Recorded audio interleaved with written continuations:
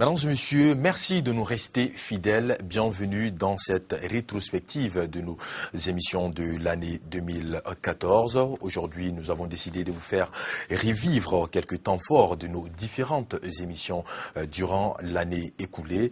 2014 a été une année assez mouvementée, surtout en Afrique sur le plan sécuritaire, sur le plan politique, mais également sur le plan sanitaire avec le virus Ebola qui a fait aujourd'hui plus de 7000 morts, principalement en Afrique de l'Ouest. Alors, Agoraji n'est pas resté en marge de ces actualités car nous avons donné la parole à beaucoup de jeunes pour qu'ils s'expriment sur ces différentes thématiques. Alors, sans plus tarder, nous allons déjà partir avec notre première rubrique qui est notre rubrique enquête. Et ce soir, nous avons sélectionné des émissions pour vous.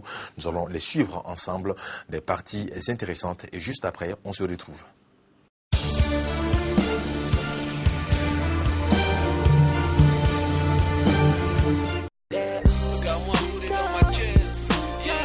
Tout a commencé ce dimanche 26 janvier.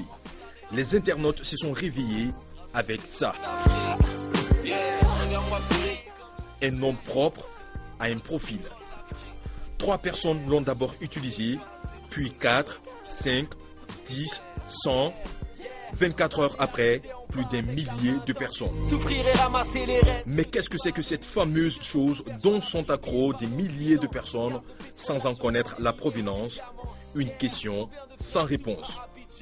Nouveau concept de Facebook selon certains et pour d'autres une nouvelle application ou un plugin. Et pourtant, la réponse, ce sont eux qui l'ont, Dogba, Duke Nega et Junior Le Psy, des jeunes graphistes maliens, initiateurs du concept. On discutait autour d'un petit thé, comme tous les Maliens le font souvent. Okay. Donc, il m'a présenté son nouveau smartphone qu'il a. Il m'a dit, bon voilà, tiens, j'ai acheté ce smartphone-là, il est bien et tout. J'ai dit, ok, donne-moi, je vais jeter un coup d'œil sur tes applications et voir un peu comment le dynamisme et tout. Le téléphone, j'ai juste écrit son nom, Junior. Ensuite, je l'ai souligné comme ça. La demande est de plus en plus grande. Elle est allée au-delà des frontières, en Asie, en Amérique, en Europe. Ils sont des milliers d'internautes à l'utiliser sans pour autant savoir ce que c'est. Un geste volontaire sur la base de la confiance parce que leurs amis ont adopté le même style. Le mystère est dévoilé. Le nom de cette chose, on n'a pas cherché loin. C'est ma signature. Tout simple, c'est ma signature. Une initiative jeune et africaine créée entre ces 4 murs qui a conquis le monde en moins d'une semaine. Ma signature est une leçon de vie qui prouve à quel point une personne peut impacter positivement ou négativement dans la société. C'est pourquoi la signature demande à tous les utilisateurs d'Internet d'être de bons exemples dans leur société. La création est simple, modeste, unique. Ils n'ont pas fini ces génies de l'informatique car pour eux, l'objectif est de faire comprendre à la jeunesse africaine qu'à partir d'un simple geste, on peut faire de grandes choses et être un exemple pour le continent. Pour Mamadouba, Kalilou Tirera et Moussa Kone de leur vrai nom, l'aventure ne fait que commencer. Reste à savoir leur prochaine folie virtuelle. Casablanca, Tunisie, Alger, on clic, Dakar, Nouakchott, on shoot les tailles, tout ça clic.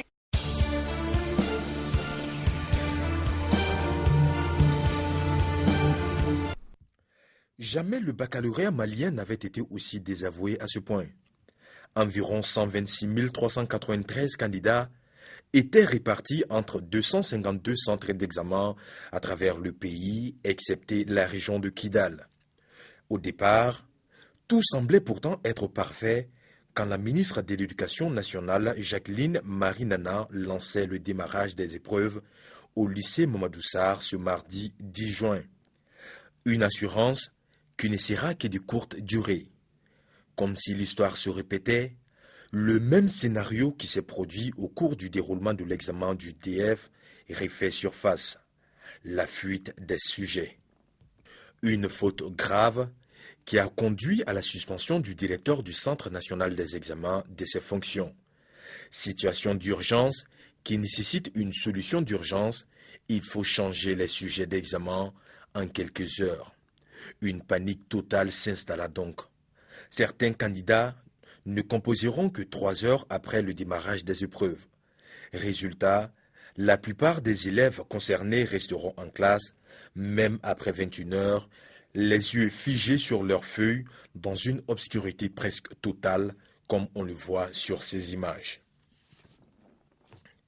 Le problème est pourtant loin d'être réglé. Deuxième jour des épreuves, nous sommes au centre Askia Mohamed. Il est 16 heures, mais la cour est vide. Les candidats ont refusé de composer dans l'après-midi. Raison invoquée, le nouveau sujet de littérature ne correspond pas aux cours suivis en classe. Ils ont donc décidé de rentrer. Le chef du centre, dépassé par les événements, ne se prêtera à notre micro qu'après plusieurs tentatives de négociation. Dans l'après-midi, il devait reprendre l'épreuve de littérature parce qu'il n'avait pas eu le bon sujet le premier jour. Puisqu'il n'avait pas été averti, il n'avait pas été informé, moi non plus je n'avais pas l'information, donc ils n'ont pas voulu composer. Mais qu'est-ce qui a amené ce dysfonctionnement au niveau de la communication? C'est l'académie qui peut répondre à cette question. C'est l'académie qui peut répondre, c'est l'académie qui doit informer les chefs de centre que les épreuves doivent être reprises quelque part. Et pourtant, l'académie de la rive gauche se situe à moins de 50 mètres de ce centre. Mais le service restera impuissant face à la décision des élèves. On leur a dit que comme hier après-midi, ils n'avaient rien au programme, nous avons dit au président du centre de dire à tous les candidats qui font littérature qu'ils vont reprendre l'épreuve hier après-midi. Bon, ce qui s'est passé au lycée Askia, vraiment, je ne sais pas d'où ça vient, mais ils n'ont pas accepté de composer. À ce même moment, dans un centre de Titibougou, à quelques kilomètres de là, les candidats sont tous présents. Mais hélas, dehors. Ils attendent les sujets depuis 7 heures du matin. Désorientés, les responsables du centre ne savent plus que faire. En réalité, on ne peut pas dire ce qui s'était passé, puisqu'on n'était pas informé de tout ce qui s'est passé. La hiérarchie qui est l'académie, on n'arrivait même pas à les joindre.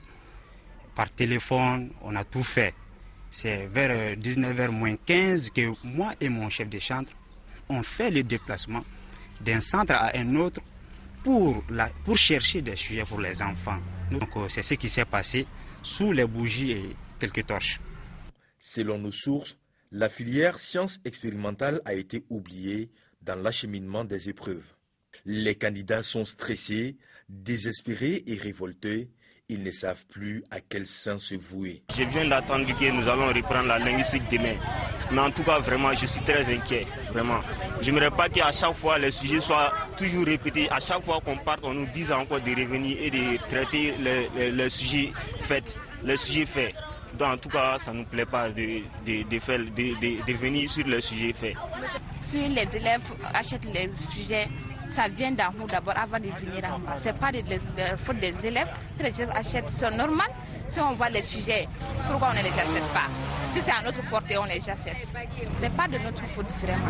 Avec la fuite du sujet, donc vraiment les élèves étaient découragés. Nous sommes tous découragés. Moi, j'aimerais que l'école moderne s'améliore.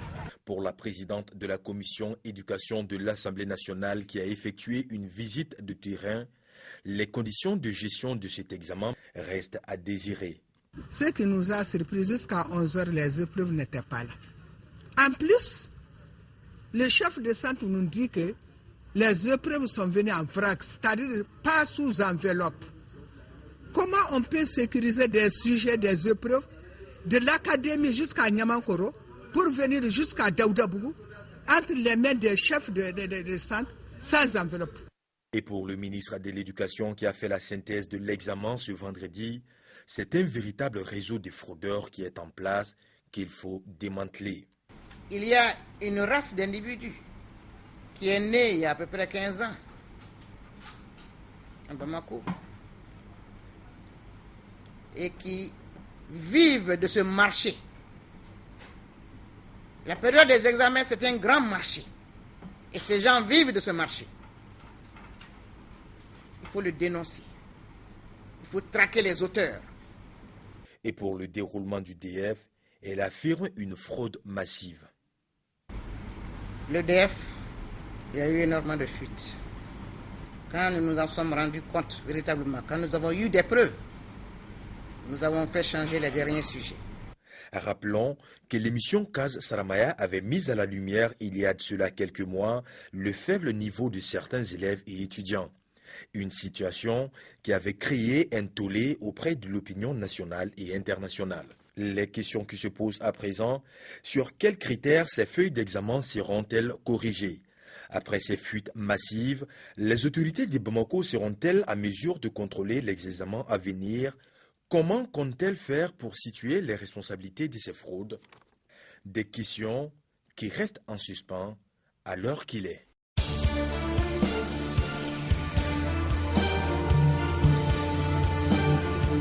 Ce premier forum international autour de la thématique paix, sécurité et développement au Sahel réunit des jeunes venus de 15 pays d'Afrique, d'Europe et d'Amérique.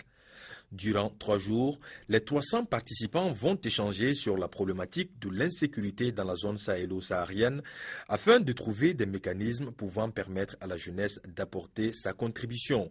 Une initiative saluée par le président malien qui a présidé la cérémonie d'ouverture. Qu'aucun de nos États, pris séparément, n'est aujourd'hui en mesure, en raison des gestions passées successives, du legs de l'histoire, en état aujourd'hui de faire face tout seul à cette problématique sécuritaire dans le Sahel. Dès lors, mutualisons nos forces. À travers les différentes interventions, il ressort que les jeunes sont à la fois les acteurs et les victimes de première ligne de tout conflit armé. Car selon des spécialistes, le manque d'emploi, d'éducation et de confiance des jeunes les pousse souvent à se laisser enrôler facilement par les bandits armés et narcotrafiquants de tout genre. C'est pourquoi pour le président du Conseil national des jeunes du Mali, initiateur de ces assises, il est impératif que les jeunes soient en synergie pour mener des actions de sensibilisation et de mobilisation auprès des populations. La paix et le développement de notre Nord et plus largement au Sahel sont un enjeu global, même s'il paraît aujourd'hui local. Ne répondons pas par des postures souvent des formules éculées et des discours formatés. Inventons vraiment un vrai modèle de dialogue, de concertation et de réconciliation, créateur de paix et de développement durable. Compte tenu de l'insécurité grandissante aujourd'hui au Sahel, tous sont unanimes qu'il faudrait une réponse globale et multidimensionnelle, d'où la nécessité d'une coopération régionale. Cet espace d'échange et de partage qui sera sanctionné par des recommandations permettra à la jeunesse de faire entendre sa voix et de proposer des actions concrètes pour parvenir à une paix durable et un développement harmonieux.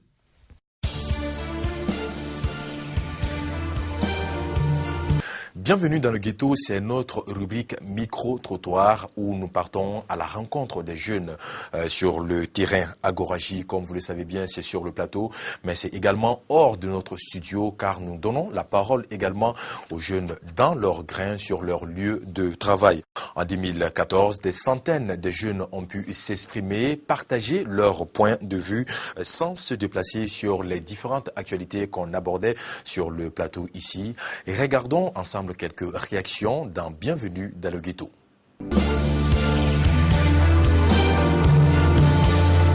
Si certaines populations se sentent écartées envers les autres, si certaines populations se sentent humiliées envers les autres, si certaines populations pensent que l'État ne les considère pas, c'est ça qui provoque certaines situations. Donc il est temps qu'on lance un appel du nord au sud, que la population malienne, que la jeunesse sache que nous sommes tous les frères, nous sommes tous les morceaux d'une même tissu qui est le Mali. En parlant du problème du nord, je pense que la jeunesse peut communiquer entre eux, voir des solutions, qu'ils commencent à faire des marches pour revendiquer des choses telles que la communication entre le gouvernement et la jeunesse, de voir comment négocier avec les rebelles. La jeunesse doit s'impliquer sur tous les plans. Mais je vois que la jeunesse est un peu écartée vis-à-vis du gouvernement. Tant que le gouvernement, tant qu'il y a l'aménagement qui réside à Kidal, bon, nous étant la jeunesse de ce pays, nous nous sommes mobilisés auprès de l'ambassade de la France, essayer de voir vraiment qu'est-ce qui ne va pas, qu'est-ce que les Français sont en train de nous cacher et réellement savoir qu'est-ce qui ne va pas, surtout à Kidal. Kidal est sous contrôle des rebelles. Nous, on ne peut pas comprendre. Imaginez plus de 7500 personnes, 7500 personnes, même si ça trouve, ils n'ont rien. Ils n'ont rien, vraiment, il ne peut pas être repoussé comme ça. Vraiment, il y a quelque chose qui est caché derrière ça. Vraiment, nous, vraiment, tout ce que nous on cherche la paix. Vraiment, on cherche la paix. Vraiment, on veut que ces gens-là, les Français-là, vraiment, ceux qui sont en train de mangancer, je ne sais pas, vraiment, ils n'ont qu'à essayer de voir. Vraiment, nous, les Maliens, on a trop souffert. Et on ne veut plus vraiment ce qui s'est passé. On ne veut plus que ça se reproduise encore.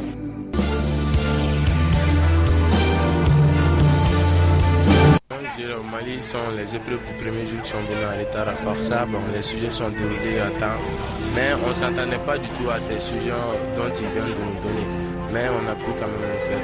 Et on espère que ça ira avec l'épreuve de la correction. Coup-ci, coup-ça, on peut dire que les sujets ont été abordables, d'autres disent qu'ils n'ont pas été abordables. Chacun a sa manière de passer. Ils nous disent que les sujets ont fait fuite. Chaque fois on vient, ils nous disent qu'ils vont changer les sujets. Bon, en tout cas, c'est que moi quand même j'ai à dire moi mon avis. J'aimerais même plus qu'on change des sujets. Si les sujets ont fait fuite, ce n'est pas notre faute. En tout cas, les fautes ne viennent pas de nous. Nous sommes des élèves, on ne peut rien changer au niveau du ministère. Les sujets dont ils vont nous donner, nous, on va essayer de traiter ces sujets. Donc après avoir traité, nous, on n'a rien à voir dedans. Après avoir traité les sujets, nous, c'est que nous, on a de nous laisser tranquilles. En tout cas, vraiment, on en a marre. Bah, vraiment, ce que moi je pense, le bac a été très difficile cette année. Je n'ai jamais vu ce genre de bac. L'épreuve a été très dure. Si chaque fois les sujets font le fuite, ce n'est pas bon. Ce n'est pas de notre faute. Si les sujets font fuite, ça vient de l'académie. Si les élèves achètent les sujets, ça vient d'abord avant de venir en bas. Ce n'est pas de faute des élèves. Si les élèves achètent, c'est normal. Si on voit les sujets, pourquoi on ne les achète pas? Si c'est à notre portée, on les achète. Ce n'est pas de notre faute vraiment. Parce qu'avec la fuite du sujet, donc vraiment les élèves étaient découragés, nous sommes tous découragés. Moi j'aimerais que l'école malienne s'améliore. Parce qu'il y a des gens parmi nous qui étaient basés sur l'ancien sujet. Et à la dernière minute, on nous dit que le sujet a fait fuite. Pendant le mois de Ramadan seulement, il n'y a pas d'activité presque. Donc pendant la journée, soit on cause entre amis. Là, je joue avec mes soeurs au cartes pour essayer de me distraire un peu. Sinon, il n'y a pas d'activité. La journée, on reste à la maison. Mais pendant la nuit, on ne dort pas. Avec les amis, on court jusqu'à 4h du matin. Et puis après le matin, on prie, on part se coucher. On se lève à midi, 11h. Et puis, cette journée continue encore jusqu'à 4h. C'est comme ça. Voilà, ce qui est souhaité, c'est que ça continue, ce comportement qu'on a adopté pendant ce mois de carême. Mais ce n'est pas évident que cela continue, parce que nous jeunes sommes habitués à un certain nombre de choses, que nous avons tout arrêté pendant ce mois. Donc s'il faut continuer, ce n'est pas évident. Ouais, bon, si ce n'est pas le mois de Ramadan, bon, je ne vais pas aux mosquées chaque fois, mais au moins pendant la nuit comme ça, je vois 2 fois comme ça. Voilà. Bon. Vers vendredi, je vais à la prière chaque vendredi. Bon, c'est comme ça. Je fais comme ça. S'il n'y a pas de boulot, on doit rester ici pour prendre du thé. Mais à cause de Ramadan, là, on s'assoit ici, on ne prend pas du thé, il n'y a pas de travail. Souvent, on vient s'asseoir sous les arbres ici, avant le soir, quand l'heure de prière, on doit aller à la mosquée pour aller prier. Bon, c'est ça qu'on a fait maintenant. C'est un mois vraiment qui est vraiment béni. Donc, c'est le mois où on essaye, on a un raccourci pour se reposer de Dieu. On peut savoir ces activités? Bon, elles sont diverses et diversifiées. Bon, on peut sortir, se divertir, peut-être aller en soirée entre amis, aller causer entre amis aussi, entre amis quoi.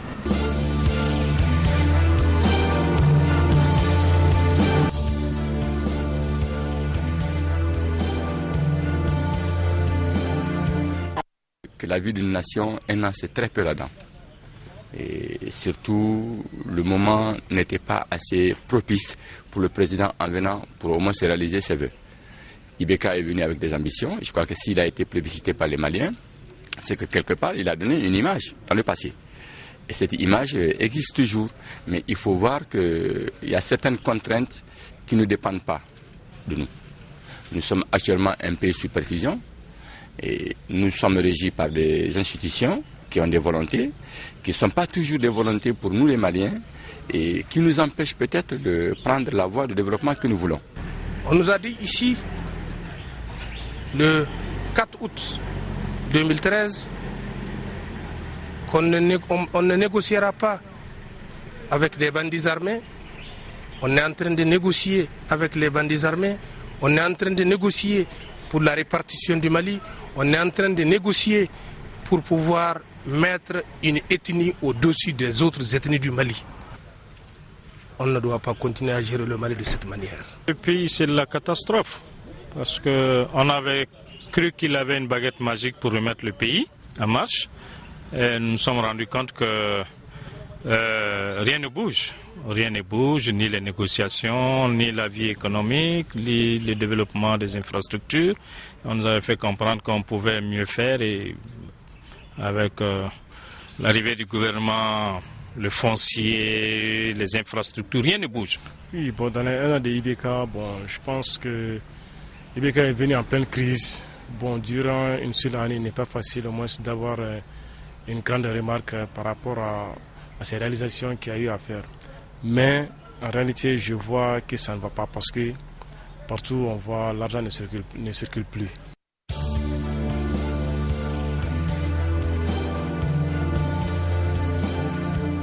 Je pense que nous devons nous rassurer. Vu le temps que la maladie a fait au Mali, si ce n'est que 5 personnes, nous devons nous rassurer et nous avons confiance en nos autorités. Nous avons confiance à des personnes chargées de ces questions-là. Il ne faudrait pas qu'on se dise qu'aujourd'hui on dit tout.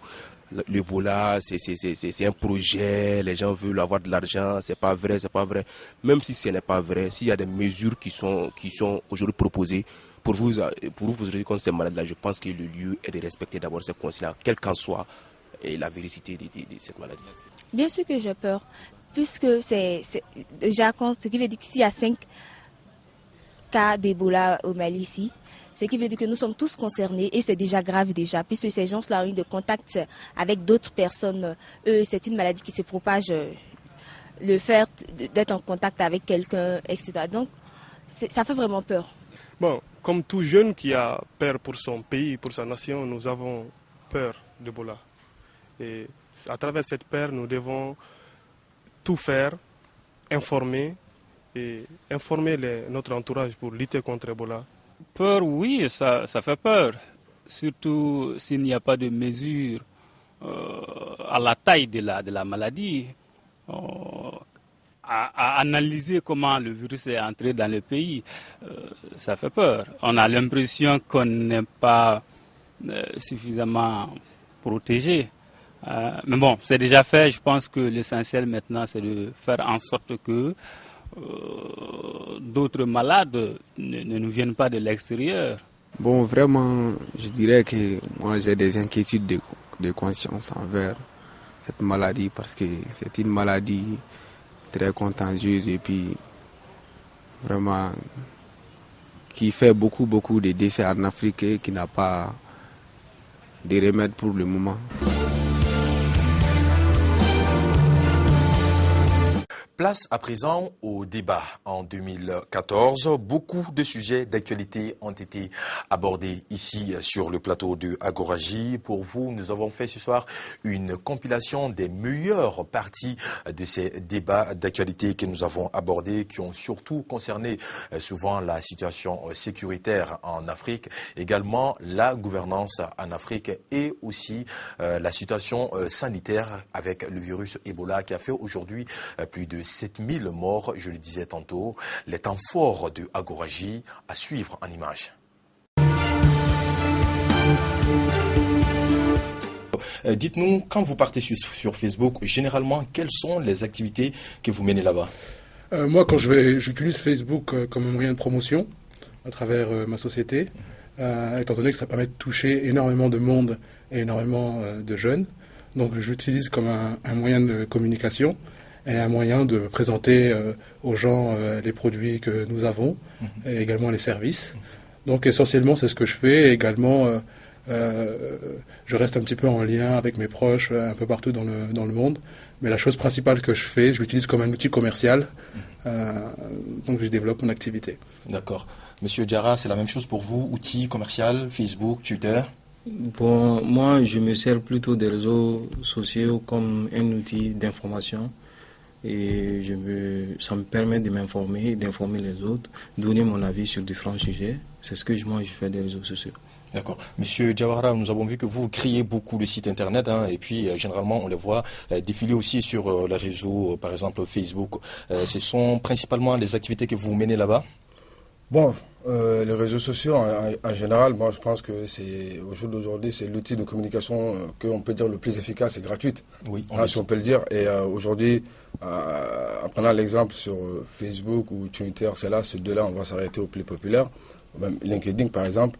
Et il n'y a rien à faire. Si on veut communiquer de façon efficace, rapidement, toucher le maximum de monde, il faut vraiment aller vers les réseaux sociaux. Donc nous, à chaque fois qu'on a un nouveau produit, qu'on développe des applications, etc., on le balance sur les réseaux sociaux. Mais comme Djadje l'a dit aussi, ça permet aussi d'être en contact avec les anciens habillés, avec les nouveaux, avec la famille, avec tout le monde. Et surtout, c'est ce côté-là. Donc les réseaux sociaux, on l'utilise pour se divertir aussi, mais aussi pour beaucoup travailler. D'accord. Alors, au-delà de ce côté commercial, ce côté business, affaires, les réseaux sociaux, quand on prend Facebook en exemple, puisque c'est quand même le réseau social le plus populaire, il y a d'autres qui nous disent que c'est vraiment un autre monde. Facebook, un autre monde où, franchement, quand tu es là-dessus, tu n'es plus toi-même. Qu'en pensez-vous, Monsieur Wilfried? Oui, peut-être dans une certaine mesure où certains s'y croient vraiment. Ils croient, en fait, sur Facebook, par exemple, il y a des personnes, si je peux dire, accros, et des gens qui croient vraiment, parce qu'il ne faut pas oublier quelque part, Facebook, il faut s'en méfier. Il y a des bonnes, il y a des mauvaises personnes, il y a de bonnes informations, il y a des rumeurs qui partent aussi et tout.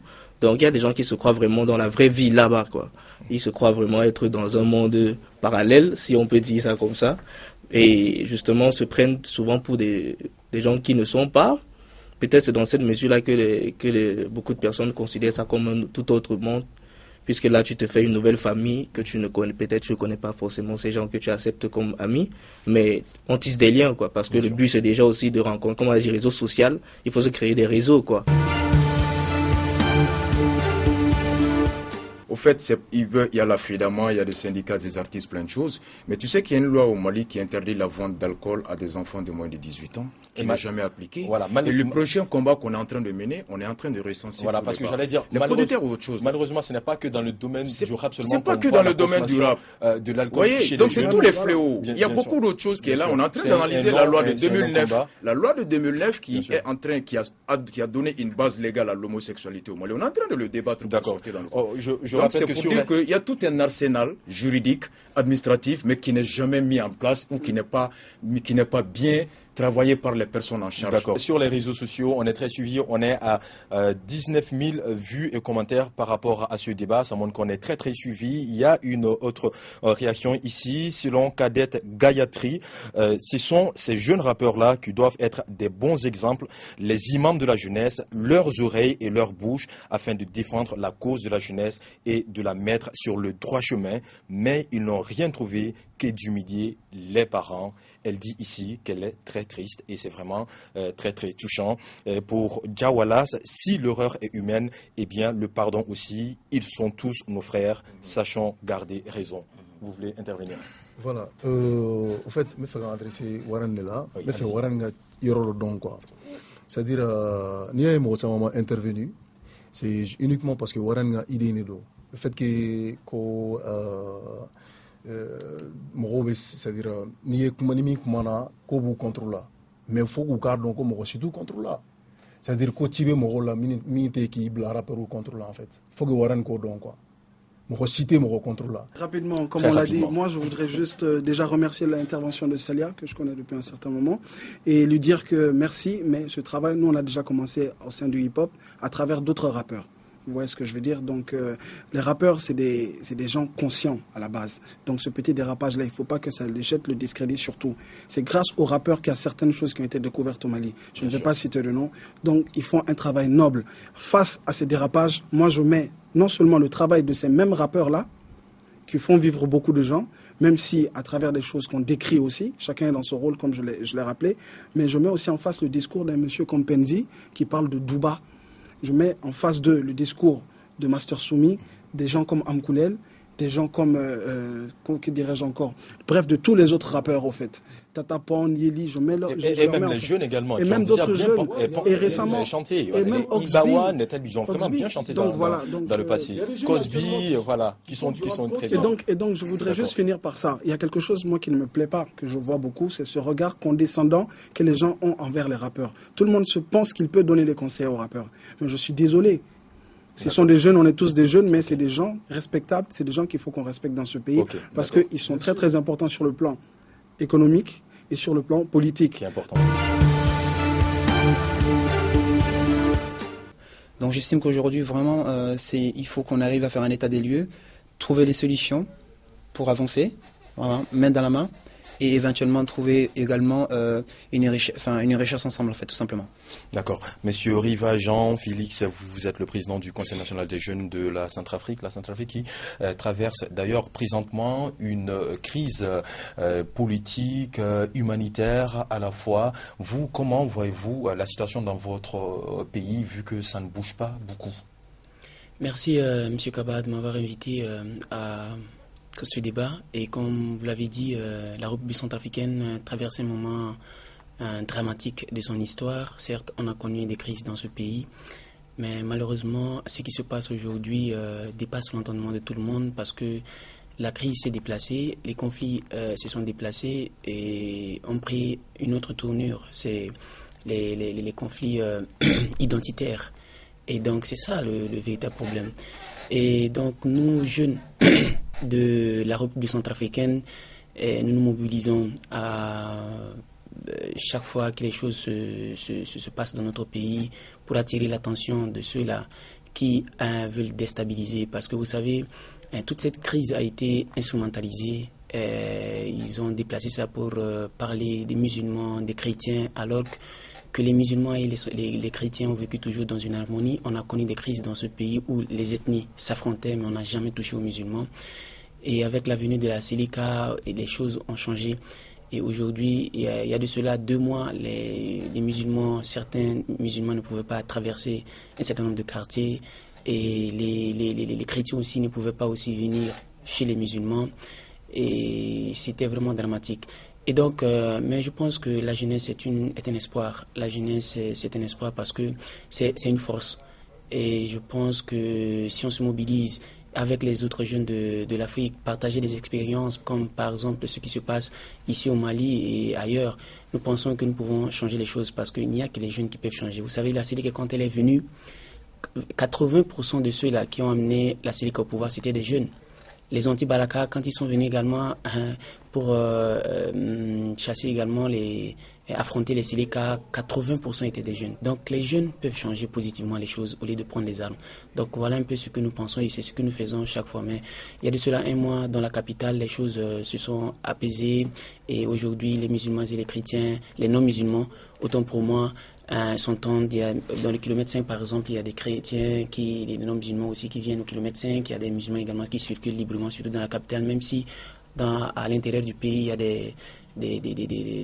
des attaques entre le groupe armé Selika et les milices anti-Balaka.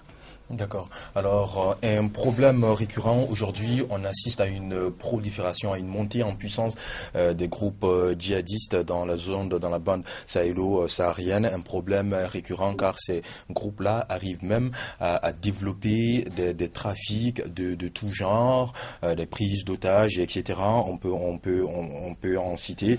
Alors, selon vous, qu'est-ce qui empêche nos États aujourd'hui d'intervenir, de mener des actions actions concrètes pour pouvoir arrêter ces actions-là? Parce que nous voyons aujourd'hui que nos États sont inactifs. Quand on prend l'exemple du Nigeria avec le groupe Boko Haram qui avance aujourd'hui à grands pas et que souvent les soldats sont obligés de déposer les armes, de faire des replis.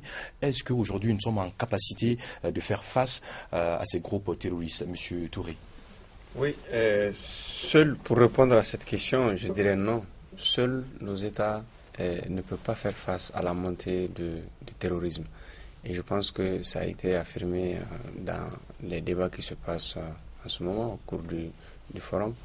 Et il faut qu'on aille effectivement vers la mutualisation de nos efforts. Je pense que les plus hautes autorités l'ont dit. Et depuis très longtemps, c'est cette même volonté qui est à chaque fois martelée, qui à chaque fois met, nous peinons à aller vers la mise en œuvre concrète, de faire en sorte qu'il y ait une armée commune à tous les pays de la CEDEAO, en tout cas de l'espace sous-régional ou régional dans lequel on se trouve, et essayer de les équiper, parce que il a été dit, les partenaires techniques au développement, les partenaires techniques et financiers ne financeront jamais en tout cas des programmes ou des projets qui vont dans le sens de l'équipement de nos armées. Aujourd'hui, comment bien sûr impliquer les jeunes dans les initiatives de paix? Merci. Et impliquer les jeunes dans les initiatives de paix sous-entend être à leur écoute. Et en cela, nous voudrions d'abord remercier et féliciter le gouvernement malien, le Conseil national de la jeunesse du Mali et toutes les organisations partenaires dans cette initiative-là. Ça, c'est d'abord le premier point, que la jeunesse se sente écoutée, considérée et accompagnée.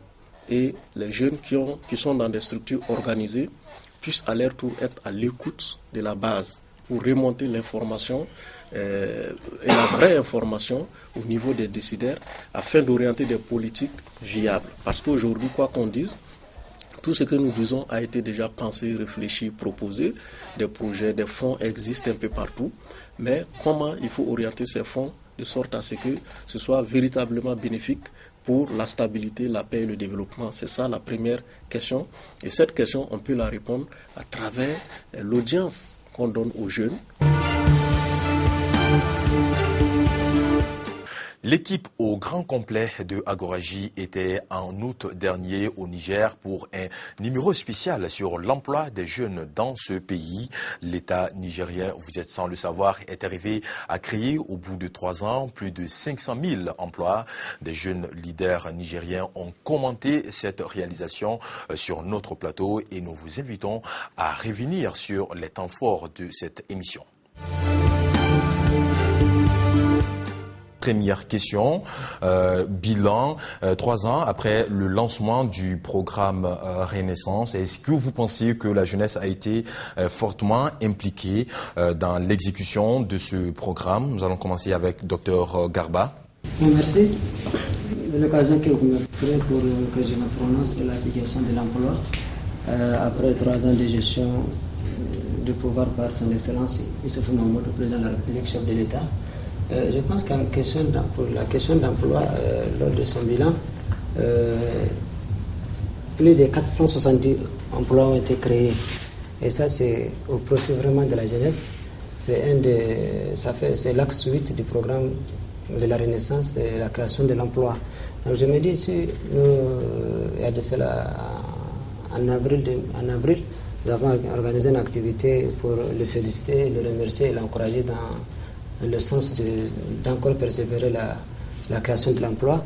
Nous, diplômés, moi je suis président du Comité national de développement engagé, nous étions plus de 87 000 à la date du 17 avril passé.